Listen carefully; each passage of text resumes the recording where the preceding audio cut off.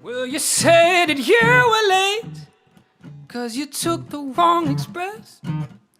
Then you walked up in the door smiling with your lipstick all a mess. Oh, I've got news for you. Yes, I do. Somehow your story don't ring true, honey. I've got news for you.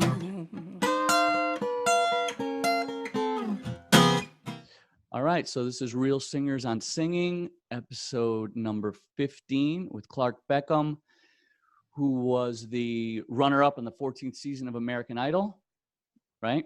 That's right. And so we'll just start. How you holding up? How's everything going over there in Nashville? It's good. It's a kind of a community of a ton of singers, and not just singers and players, but also it's such a touring hub.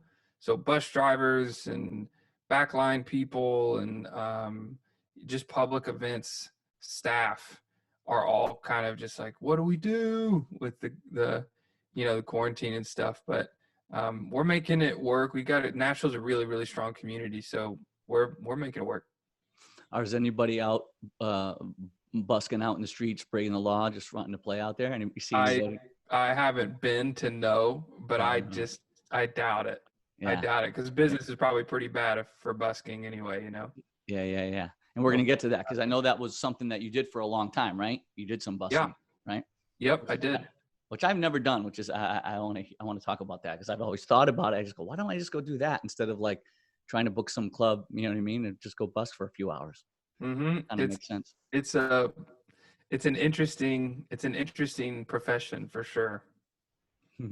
So before we start, actually, well, we're started already, but is there tell everyone I'll do in the beginning and the end where they can find your music, where they can find you, on your social media.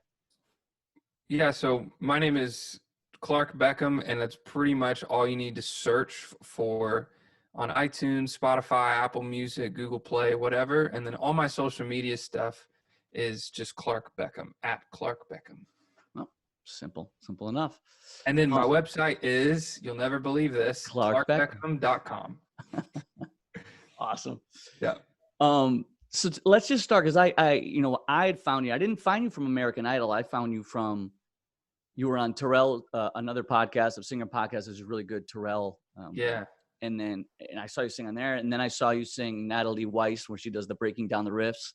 Yeah. I saw you on there, and then I started looking you up, and I saw that your dad. So let's go. I want to, this is all about singing. Like, I don't care about much of anything else. So how it all started for you? Because obviously your dad, was he a professional musician? Was he just working a job but still pulling? What was he kind of doing, and how did you kind of come about it? Yeah. So my dad, we're going all the way back, but it's a great story, and so it's totally worth it. Watch it. I'm old. I'm probably your dad's age. My dad, back in 1962, was 17 years old, okay, and he was going into college to be a science teacher. That's what he wanted to do. And he loved cars, and also just loved cars. And his buddy had a good friend that was kind of a wealthy friend, and he had a brand new 1962 Jaguar, and it was just like the nicest car you could get at the time. And my dad's friend said, "Hey man, I've got these concert tickets, but the guy I was going to go with bailed. It's tonight. Can you come? Just come with me. Can you go with me?" And my dad was like, "I'm not really into the music thing. He just didn't really have any involvement when it came to music, and wasn't really a fan necessarily." And so he's like, "That's okay. No, thank you." And his friend was like, "Okay, well, if you come, I'll let you drive the Jaguar." And so my dad was like, "Okay, fine." And he said, "Well, who is it?" And the guy, my dad's friend, told him the band, and my dad didn't know who it was. And it's like, I don't, okay, whatever. I'll just go. Because he knew that the Righteous Brothers were opening. And he's like, "I've heard the Righteous Brothers, whatever, we'll go." So he went, and they had like fifth row center seats. I mean, the best seats in the house, because this guy could get any ticket he wanted. So they went and they sat down and they got there, and it was the Beatles. And it was their first American concert I was not expecting that at all. at the Hollywood Bowl. Wow. So your dad was out in California. Your dad lived in California. Yep, my dad's like born and raised in like Long Beach, Oh, okay. and that area. And so, yeah, and so it was the Beatles.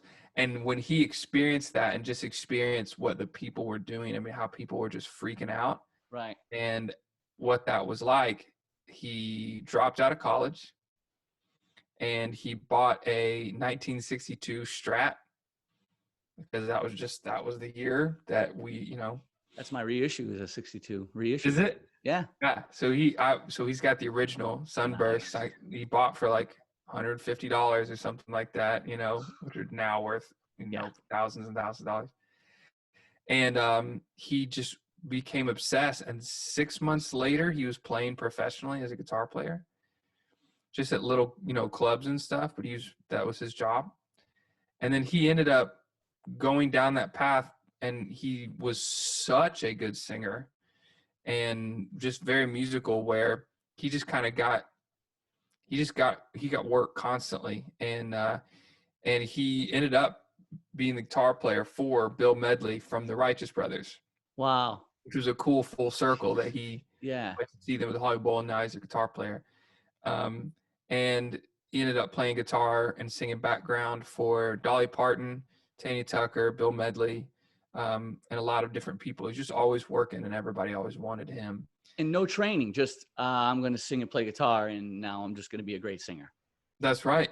Just he had no idea what he was. I know, it makes you mad. And it levels. He had no idea what he's doing, and never sung before, and just went for it. And he moved to Nashville after 30 years of being in the business, 35 years of touring. He's like, oh, I don't have a family. And maybe, he's in his 40s, and he's like, oh, maybe I want a family. Maybe I want to settle down, have a life. Wow. So he moved to Nashville to be a songwriter and do country music. And his country music is so good. So it's like soulful country. Does he have his own website as well? He doesn't. He doesn't. He put that dream aside, Right. Basically when I came into the picture. So I came into the picture. My mom got so sick that she couldn't work anymore when she was pregnant with me. And so we got into a place where my dad wasn't making enough to support both of the whole family. And so he had to start cutting lawns. He did, just a guy that has just done whatever needs to be done. He just does it. And so he started cutting lawns, and then got a landscaping business that got really successful. And yeah, so he did that. And I came into the picture, and he would sing play and stuff on the guitar, and I just wanted to be like him. So I really adapted a lot of my style and stuff like that after him. And you were really young, so you started. That's the other thing. So we talked about that the other day. You started really young, like 7 years old or something like that. That's right.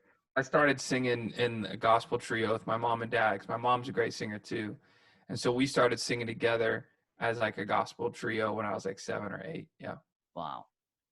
And so now singing. So singing was your first thing, and then because you're a really good guitar player and you're a really good piano player. I don't know what other instruments you play. What do you play instrument wise? So drums were my first instrument, and I was about 9 or 10 when I got my first drum set, but I didn't really dive into it. I wasn't very I just didn't go crazy over them. Mm-hmm. And so I could play, but I didn't like with other instruments like guitar and piano, I fell in love with and went hard, like all the way in. With Just drums, it was with drums, it was just kind of like okay, cool, these are drums. And mom and dad don't like it when I play really loud at night. Like, okay.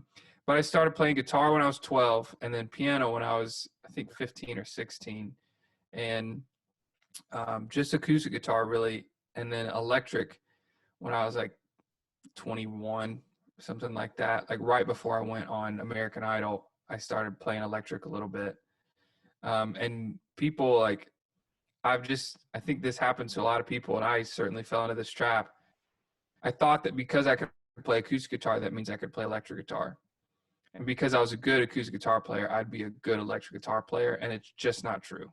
Right. I mean, it's just a whole different world of feel and what you got to do with your hands. I mean, everything is different to make it sound like you're really a true electric guitar player. And I'm still learning how to play electric guitar well, but that's kind of, and then I picked up bass and absolutely fell in love with playing bass. It might be my favorite instrument to play in like a band. Yeah.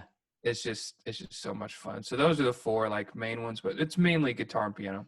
When you started it, like you said, you started playing guitar 12, then piano somewhere around 14, something like that. Did you formal training or just from your dad or just listening? Because you obviously got a great ear. So was it? Yeah. So I picked up guitar and just tried to play on my own, and it was so miserable to the ear that my mom was like, we got to get this kid vocal lessons, we got to get this kid guitar lessons. And so I had guitar lessons and hated it.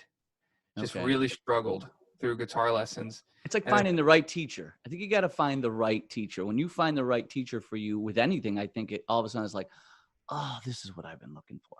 Yeah, maybe so. Maybe if I would have had like the right person to show me, but and then piano, everyone in 3rd grade, when I was in 3rd grade, I went to a small private school.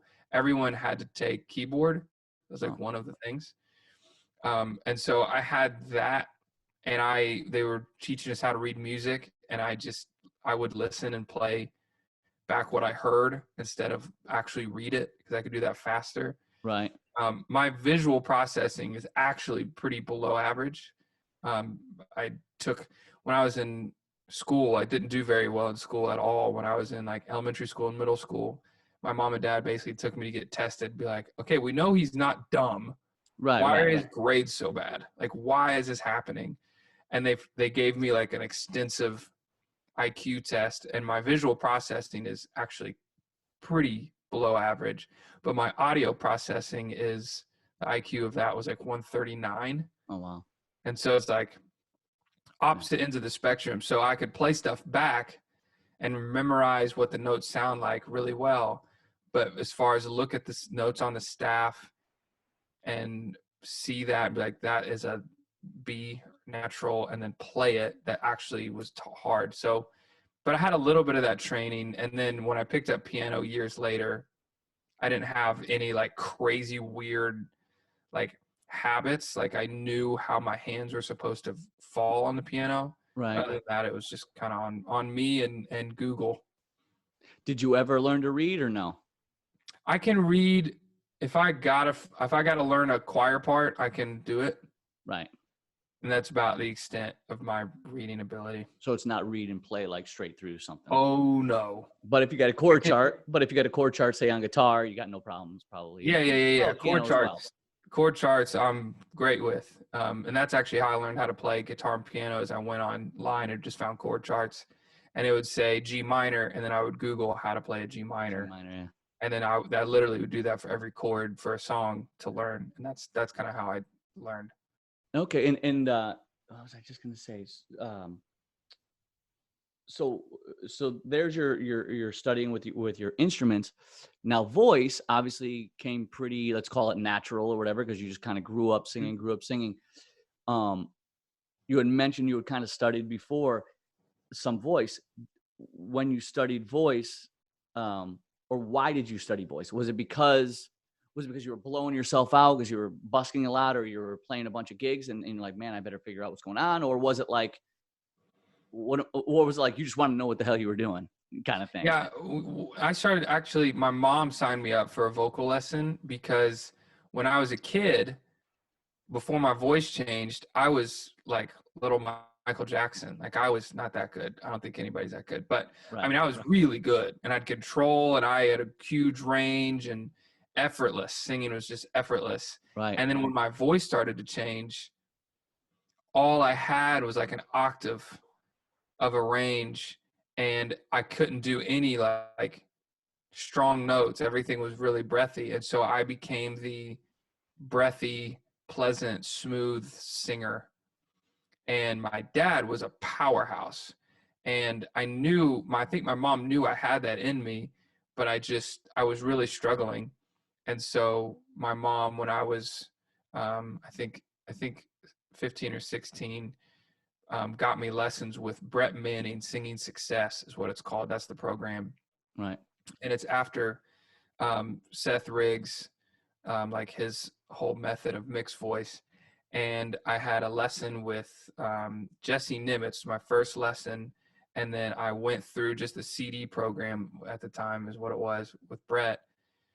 And about 4 or 5 or 6 weeks later of just, 5 or 6 days a week, doing about 30 minutes of exercises on those CDs, I was singing For Once in My Life by Stevie Wonder, just on my keyboard. And there was a note that I was never able to hit, or I would hit it, but it would be like, for once my heart used to dream of.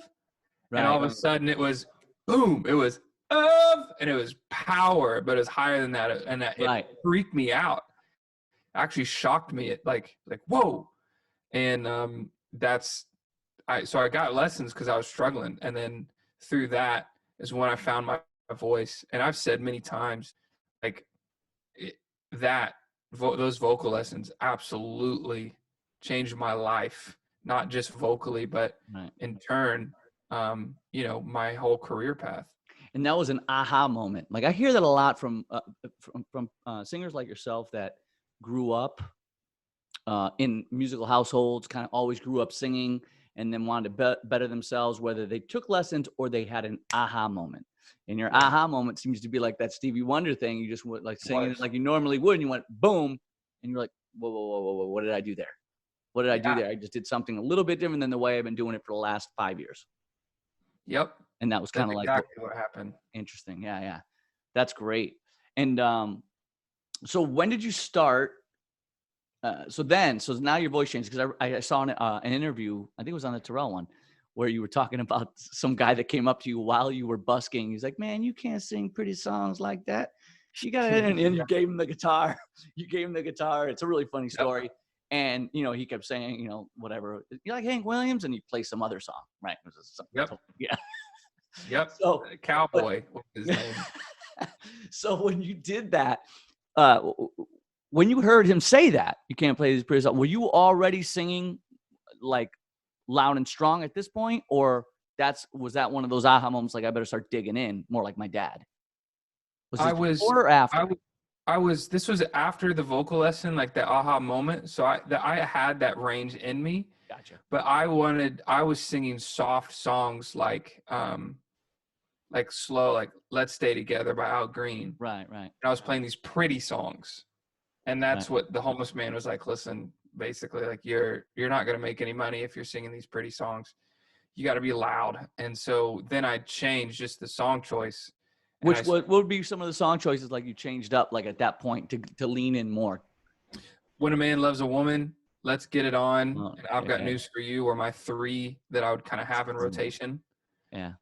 And that changed everything. When I did Let's Stay Together and just pretty songs, and I didn't really know the perfect spot to set up, and I didn't really know how to engage people. I made like $2 in 2 hours. Right. And then you start 2 hours of playing. That's hard work. Yeah. I've been singing for 2 hours on the street when no one's paying attention to you. Yep. And I made $2. And then when he told me that, after a couple of years of knowing like, oh, this is where I should go and this is what I should sing, I should look at people like this, I should talk to them and laugh and engage them and just keep going. Right. Instead of making $2, or instead of making $1 an hour, I was making about $70 an hour. Nice. And so it changed everything. Nice.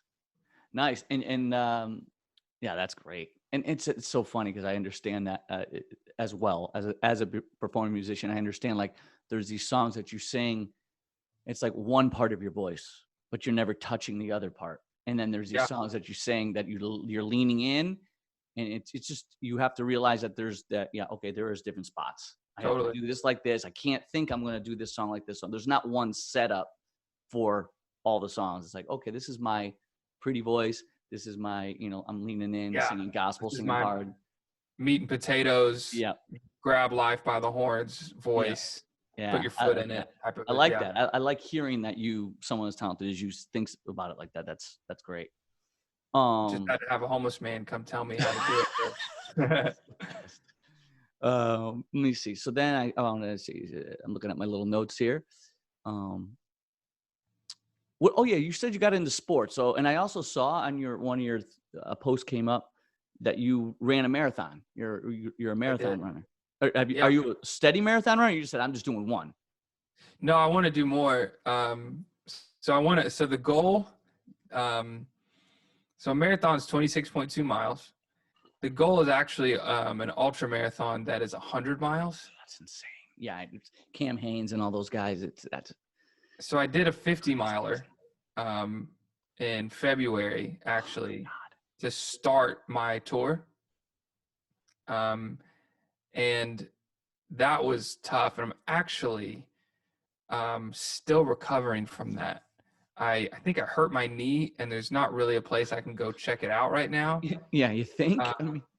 So my knees were in extreme pain.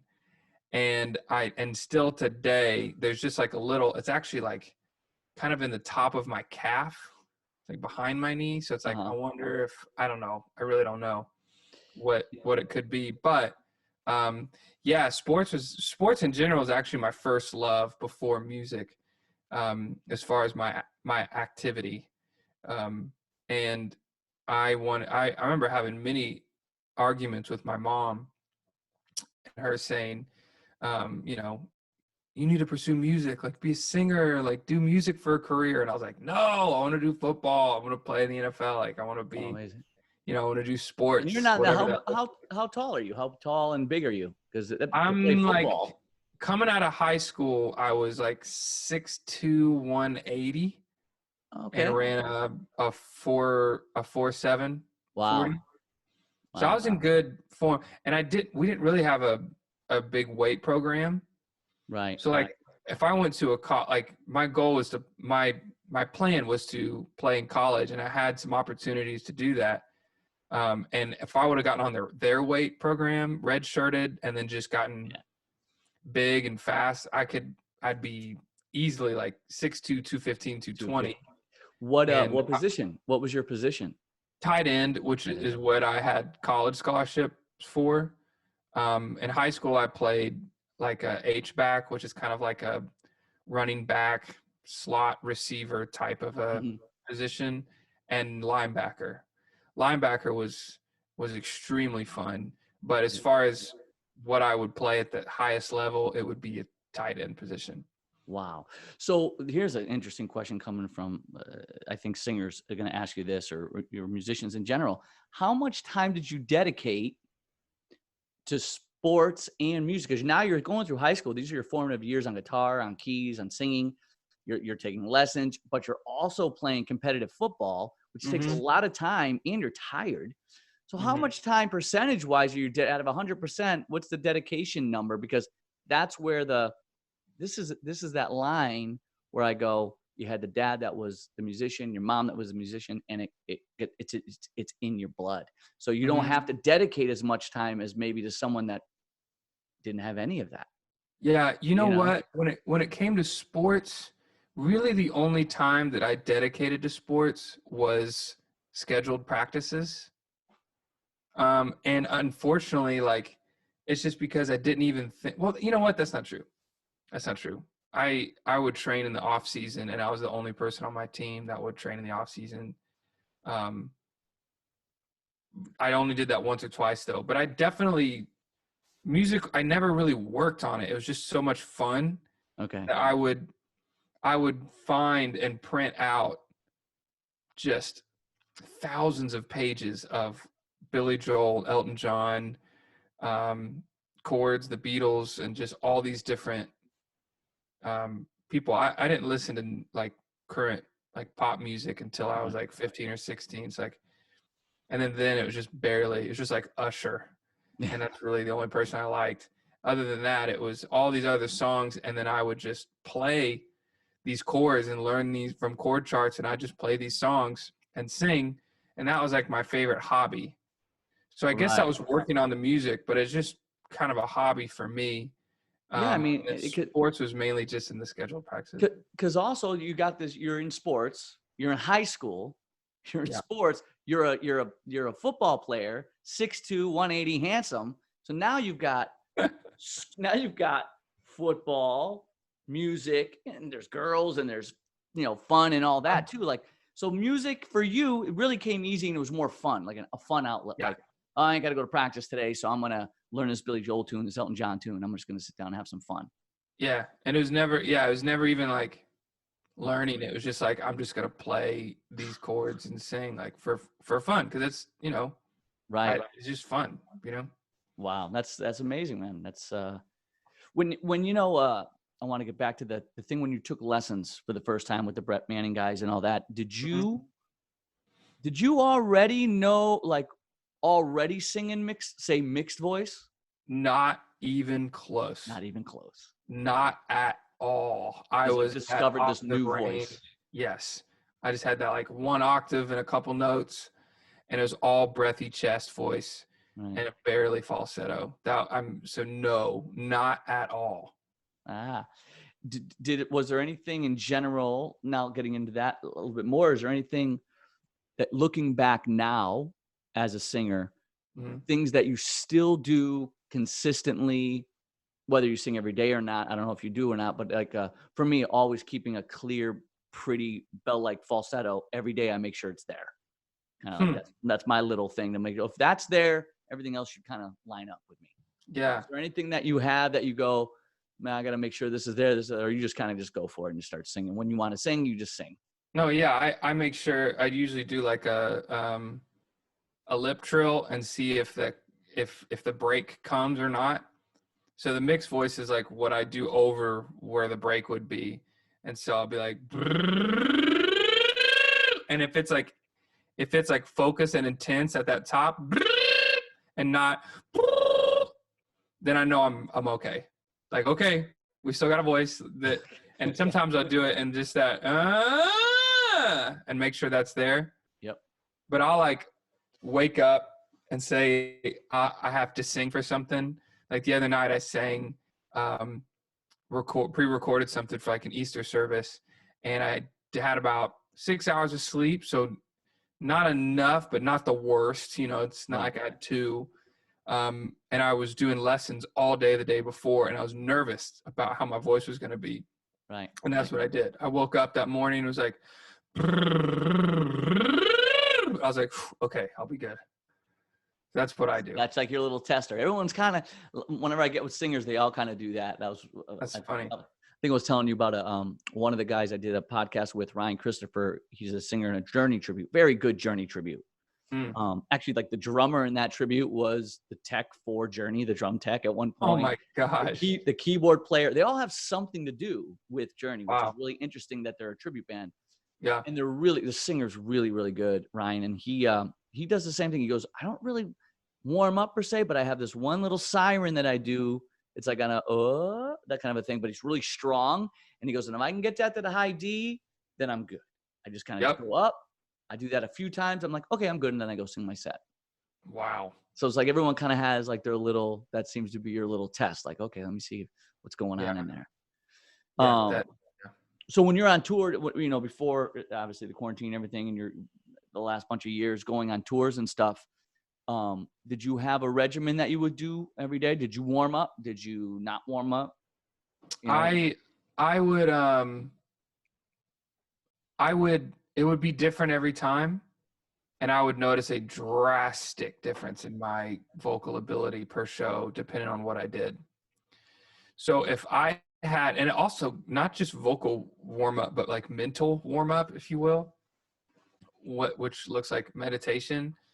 And so, and this is interesting. So the three factors here that would drastically influence my vocal ability during the show. And my buddy who was on the road with me was actually the one that pointed out this third one, which is interesting.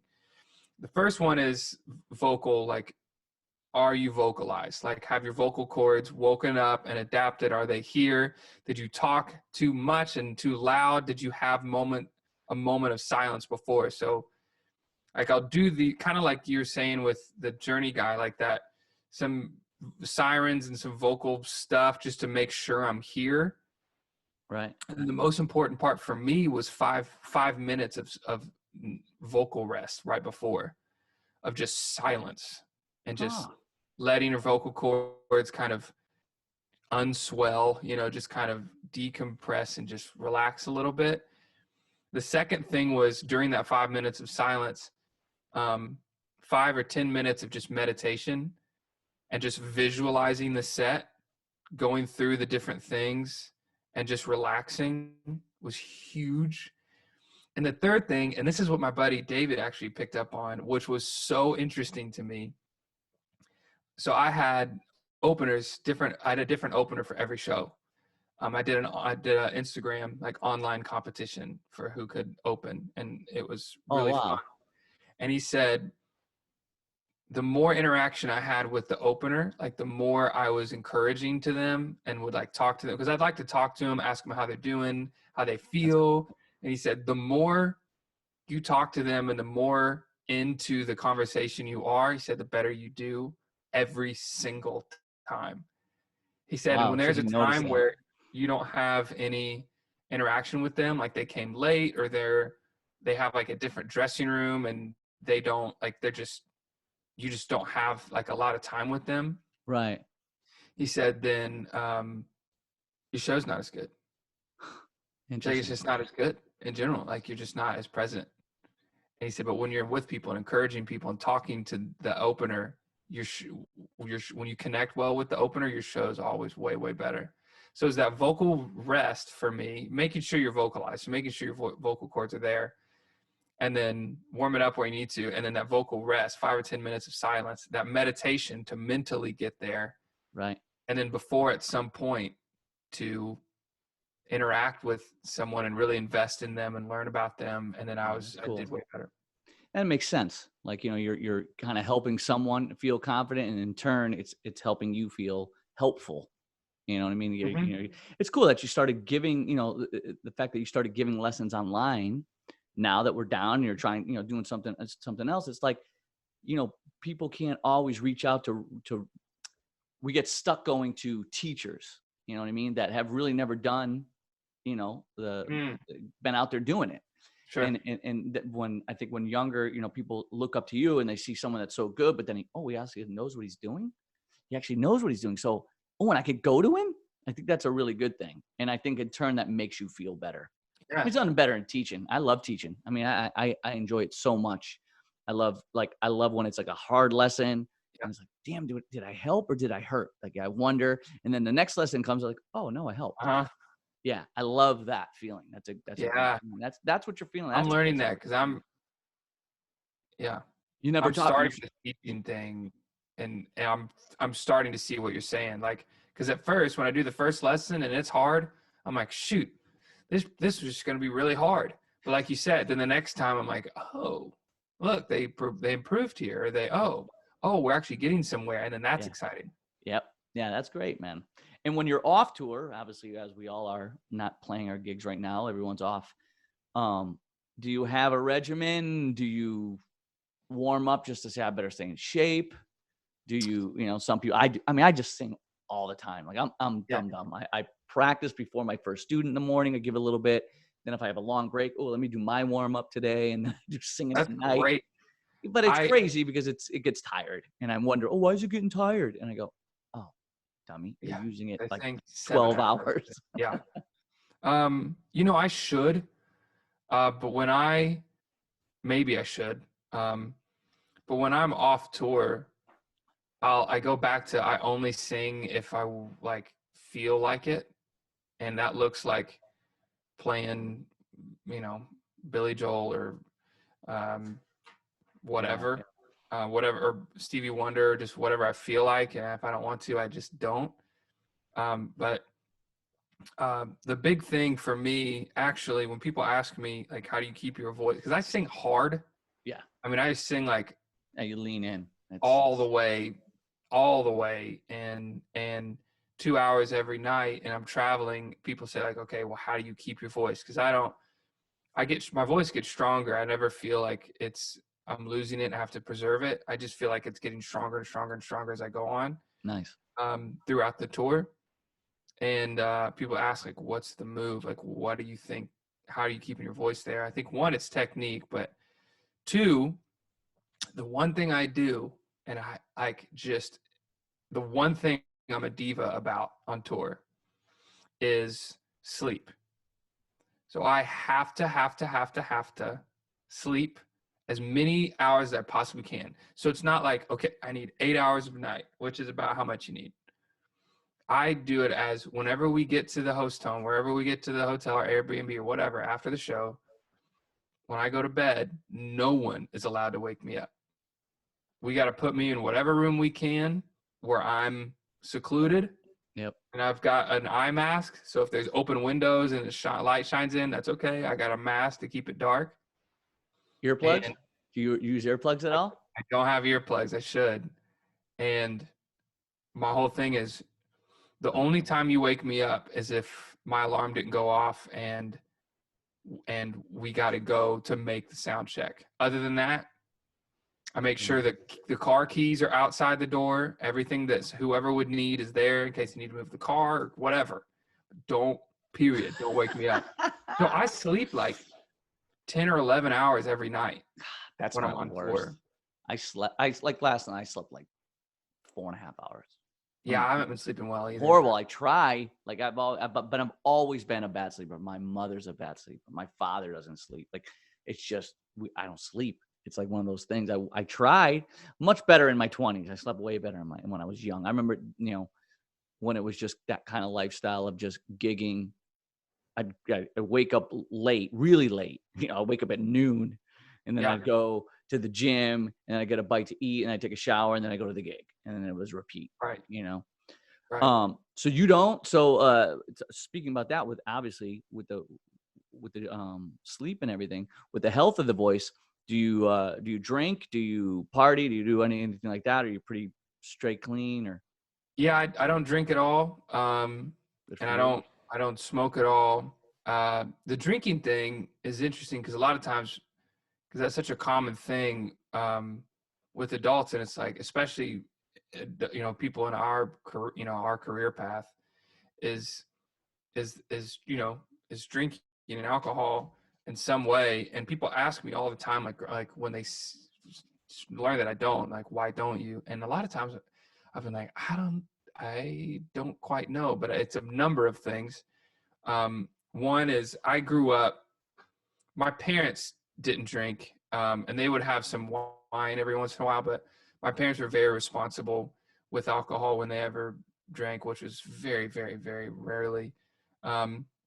But between like my friends that I grew up with, like that I would see in high school, and then random parts of my family, I saw alcohol was an inhibitor of progress in their life.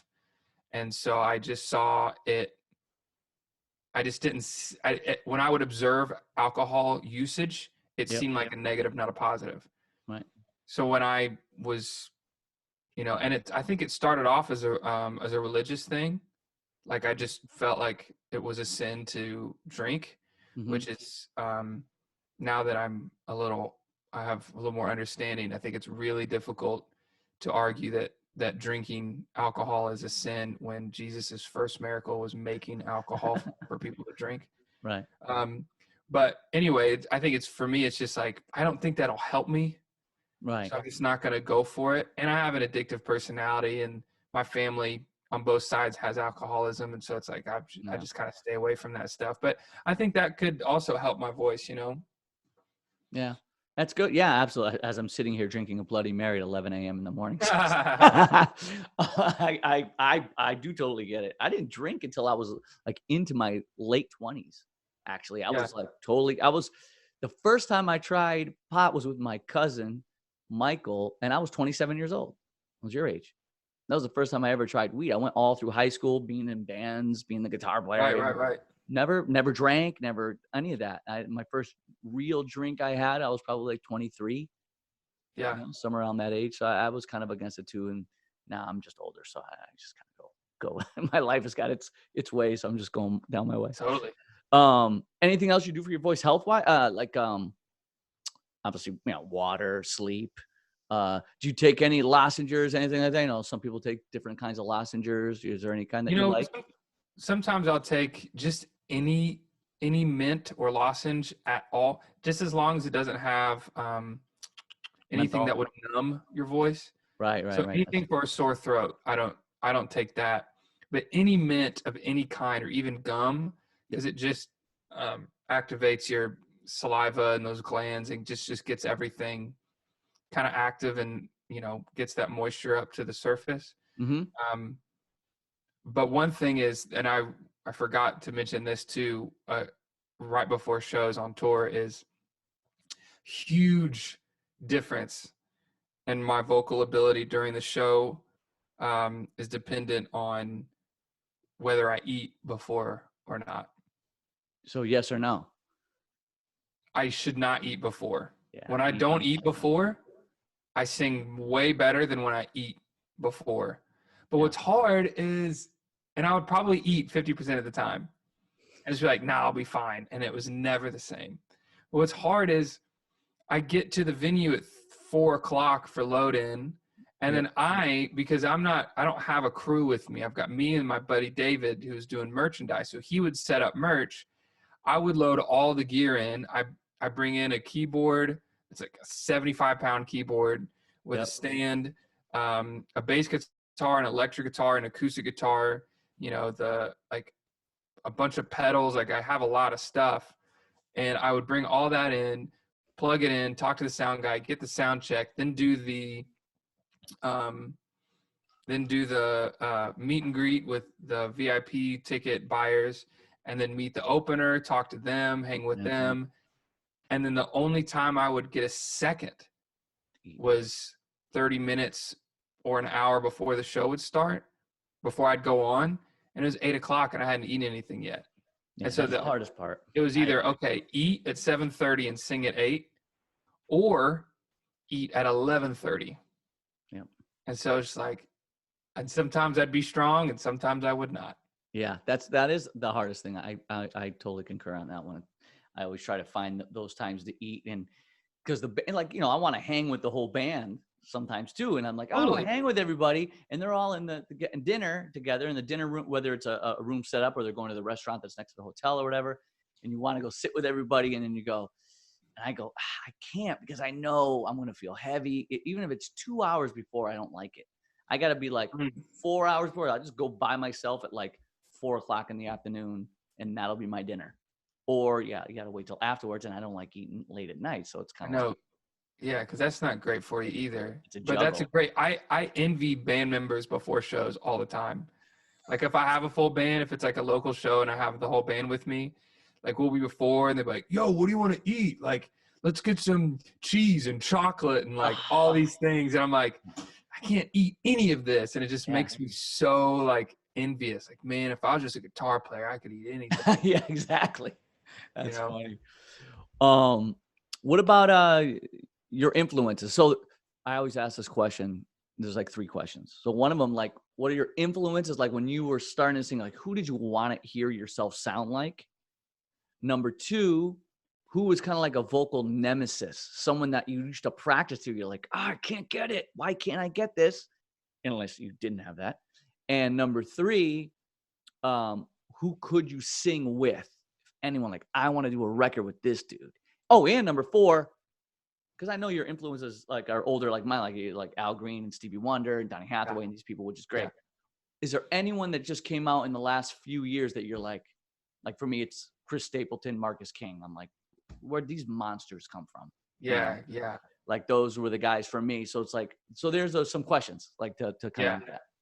Yeah, so my influences that I can just hear how I sing and be like, oh, that's because I listen to this singer. those would be number one, my dad, which doesn't help us a lot because not everyone knows how he sings, but my dad for sure, number one. And then Ray Charles is a big one, just for that same kind of area of singing, the soulful and runs and just the soul, I guess, of it. And then I would say for like where I do a lot of my like softer stuff, huge influence is Bobby Darin. Amazing. Going more to the crooners and stuff. And it's important to know that when we're saying our influences, it doesn't necessarily mean our favorites. Right. You know what I mean? Because we could go down that road too. But my influences, who I think I sing like because I listened to them and tried to adapt, were Ray Charles, Bobby Darin. More recently, Stevie Wonder, because in the past 10 years when I got that mixed voice, because Stevie Wonder sings in mixed voice at all times. Yeah. And so I wasn't able to sing any of that stuff. But then, Stevie Wonder for sure. Brian McKnight is another great mixed voice singer. Yep. Those are the people I would say I have influence by. Then the second question was the nemesis. Who would you try to sing like and just couldn't get? That's funny. I tell you, the top one so far when I've asked a lot of the guys, except for the Steve Perry imitators, they all go Steve Perry. Like a lot of my guys that I kind of like buddies with that are good singers. Who was it you could never copy? He's like, Steve Perry, man. Can't copy Steve Perry. Yeah. It's been like 3 or 4 guys. Bruno Mars might be the one, because it's the guys that their range just sits about 3 full steps higher than the average person. Yep. And it's not like I can sing high notes. It's like where like almost everyone I talk to, like most guy singers, their break is around an E, and then their chest voice and their big money belting notes are around an A. Mm-hmm. And then if I know guys who can kill mixed voice, they can kill like up to about a D. Yep. Stevie Wonder, Bruno Mars, and Steve Perry, that's their voice, except you just shift it over about 3 full steps. Yeah. Michael Jackson. Oh my gosh. Yeah, How can I not say Michael Jackson? Right, Same thing. Have you ever tried to sing Thriller in the original key? Yeah, it's insane. It's one of those when you try to sing something in the original key and you're like, wait a minute. Yeah. This is they're impossible. living. Yeah, they're living on those notes. That's right. We go up, we hit them, do some stuff with them, hang out there a little bit. They live. I'm living. That's the melody. That's what like, yeah. and they just full voice. Yeah, Steve. So how you can tell is if you ever do a Steve Perry, Bruno Mars, one of these guys song at a karaoke bar and it's the original key, you're screwed. Yep. That's when it really is like, wait, he's singing this high? I'd say those guys. Yeah. No, that's great. What was the third one? And okay, so then there was who did I think with? No, before that, singers that have come along in the last, besides Bruno Mars, who you just said him, but singers that have come along in the last like 3-4 years that are really, that you go, wow, that fucking guy's great. Like, Yeah. I would say if I could extend it to like 7 years, maybe 5 or 7 years, I would say Tori Kelly. Oh yeah. I think she's one of the best singers on the planet, maybe the best singer on the planet. Shoshana Bean is someone you might not know. She might be the best singer on the planet. Wow. And I mean that. You got to look her up. Oh, I'm gonna now. Her whole album is fantastic. So she's someone I listen to and be like, she might be the greatest singer I've ever heard. Wow. Shoshana Bean is one. Madison Ward, girl I sang Tennessee Whiskey with, has one of my favorite voices just to listen to. Abby Smith, known as Yeba, of course, she's incredibly talented. Alan Stone is probably my number one influence of the last 10 years. Oh, wow. Okay. Vocally. I got to open for him once just out of the kindness of his heart. I just asked, and he knew that I'd been on Idol, so he knew that I could sing. and he just open arm, just let me come in, Awesome. and was the nicest, sweetest guy. Those are the ones I can think of right now, and I Okay. know that I'm leaving somebody Oh, I'm out. sure. Avery Wilson, Oh yeah.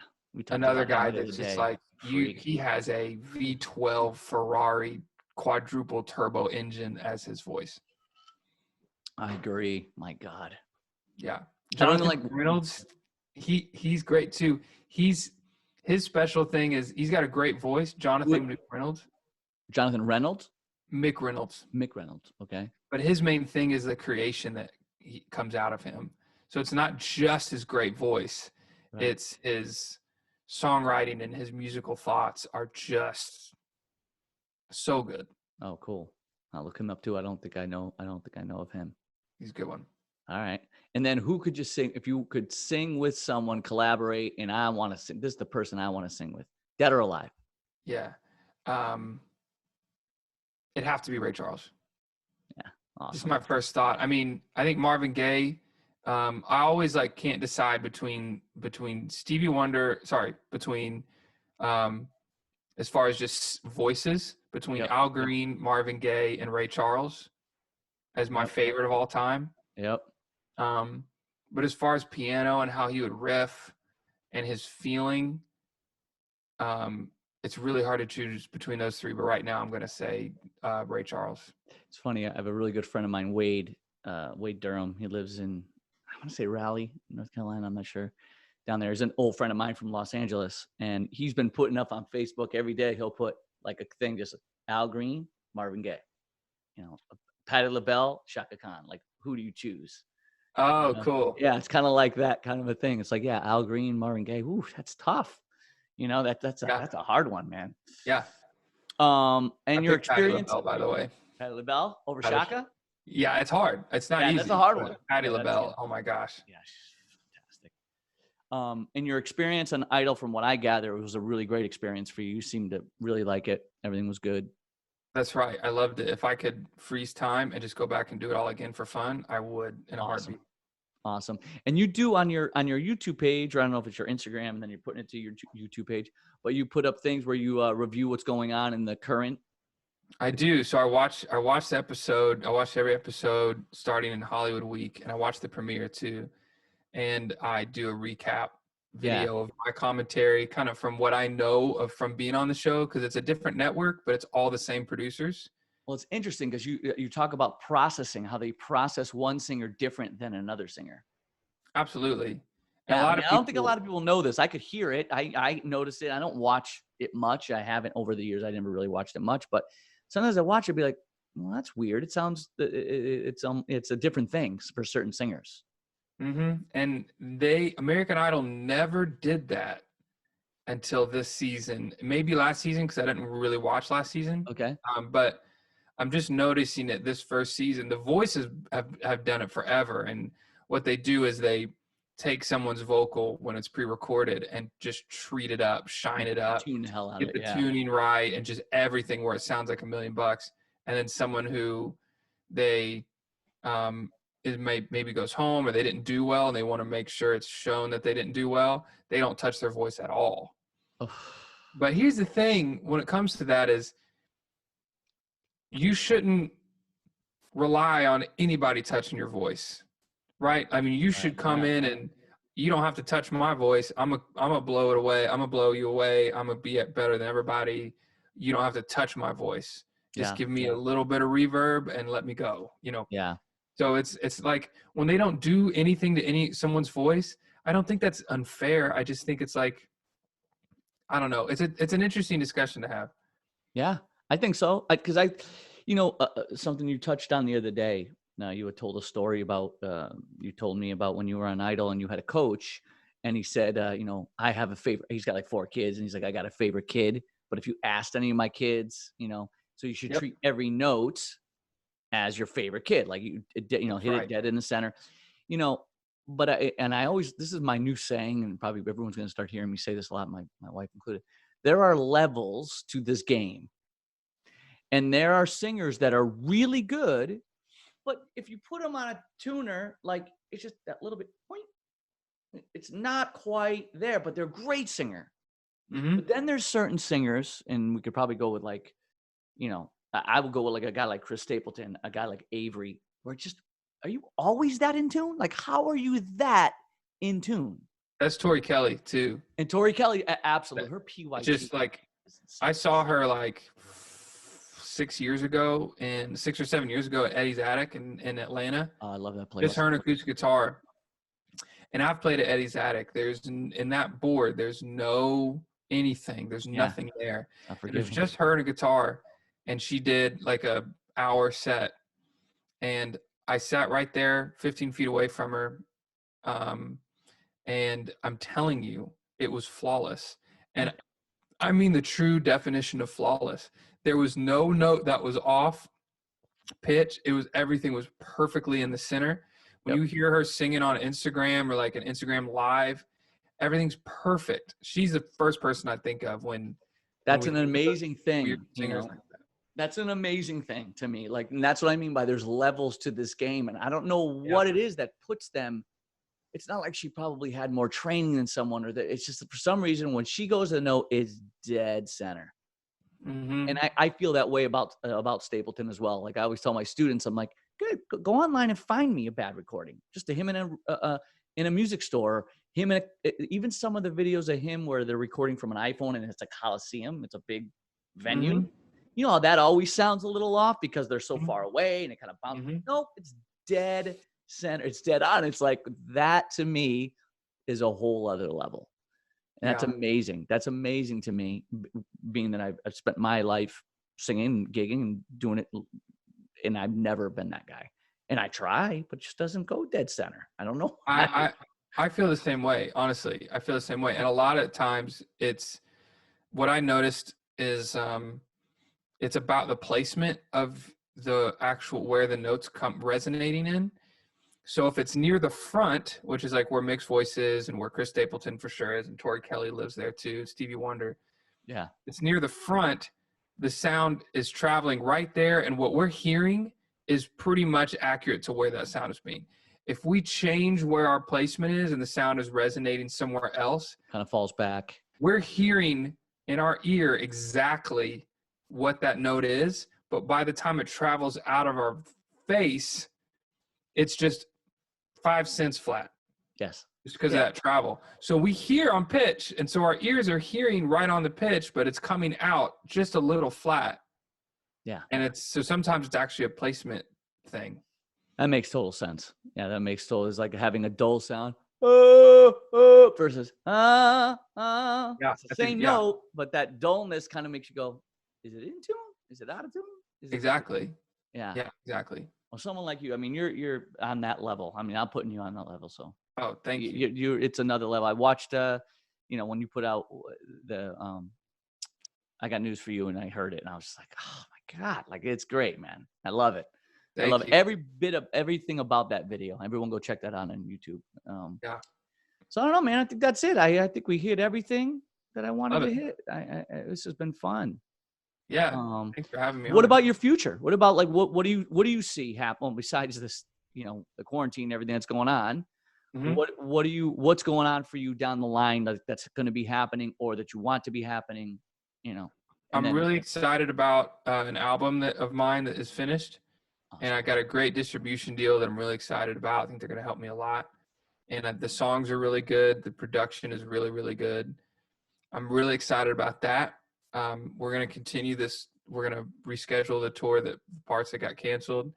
But my long-term goal is to be an EGOT winner. That's someone who's won an Emmy, a Grammy, an Oscar, and a Tony. Oh, wow. There's only been like a handful of people have ever done it. Really? So that's my goal. Like that's where I want to be. It's what I want to do. And I see myself there. As far as the immediate future, next couple of years, it's going to be pushing this album and then making another one, and then continuing to tour. But I really see myself just continuing on a path of, ascension as far as a career goes, and just keep going. I'm doing acting classes a lot, like film acting. So that's something I really love and did. I acted more than I did singing when I was in high school. Oh, wow. really. And so that's something I really love and want to get to.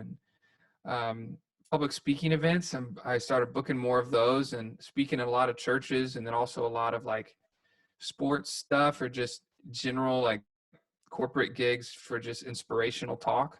Uh-huh. I started doing that, and I want to write a book. I just have a lot of things I want to do. Awesome. So future is vast. Yeah. Do you have when the record's going to drop? Would you have like a date No, or an around date?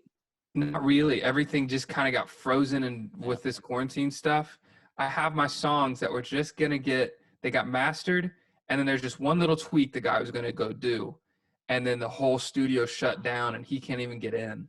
So it's frozen there. The production deals and the publishing, all that stuff is set and done and ready to go, but it's just this one little master tweak. Yep. And then, of course, the distribution company is the one who's going to be really pushing it. And so they're frozen too because they're shut down. So I really don't know, but probably the fall if I had to guess. All right. Wow. Well, so clarkbeckham.com and all Clark Beckham, everything's Instagram. That's right. Points. So it's very easy. That's good. That's right. All right, man. Hold on for 1 second. I'm going to turn off Real Singers on Singing. That was number 15 with Clark Beckham. See everybody later. Say goodbye, Clark. See you guys. All right. Well, about your diamond watch that you said was from your Uncle Joe. When I looked at the inscription, it said, "Love from your daddy."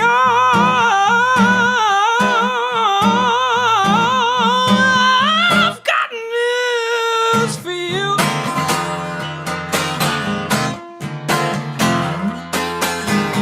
Somehow your story don't ring true, honey. Oh, I've got news. I've got news. I've got news. I've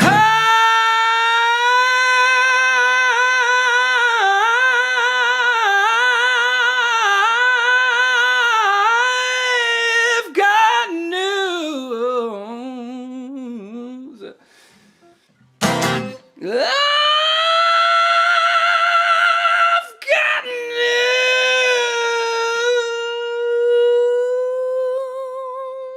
I said.